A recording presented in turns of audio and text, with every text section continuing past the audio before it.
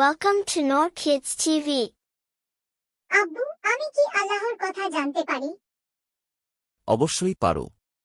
আল্লাহ তোমাদের জন্য রাসূলুল্লাহ সাল্লাল্লাহু আলাইহি ওয়াসাল্লাম কে পাঠিয়েছেন যাতে তিনি তোমাদের পথ দেখান। আজ আমি তোমাকে একটি খুব সুন্দর হাদিস শিখিয়ে দেব। আব্বু, হাদিস কি?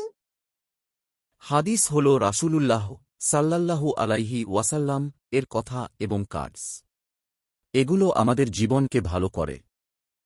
আনিসা রাসূলুল্লাহ সাল্লাল্লাহু আলাইহি ওয়াসাল্লাম বলেছেন, আল্লাহ তাঁর বান্দার উপর সন্তুষ্ট হন যখন সে খাদ্য খেয়ে শুকরিয়া আদায় করে।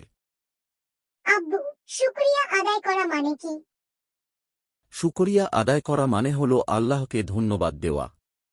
যখন তুমি খাবার খাবে তখন বলবে আলহামদুলিল্লাহ। এটি দ্বারা তুমি আল্লাহকে ধন্যবাদ দিচ্ছ যে তিনি তোমাকে খাবার দিয়েছেন। আব্বু, আমি এখন থেকে প্রতিবার খাবার খেলে আলহামদুলিল্লাহ বলবো। আব্বু, এই ফুলটা কি আল্লাহ তৈরি করেছেন? হ্যাঁ, আল্লাহ তৈরি করেছেন। তিনি আমাদের জন্য এই ফুলগুলো তৈরি করেছেন যাতে আমরা তাঁর সৌন্দর্য দেখি এবং তাকে ধন্যবাদ দিই। আলহামদুলিল্লাহ। আল্লাহকে ধন্যবাদ যে তিনি এই ফুলটি তৈরি করেছেন।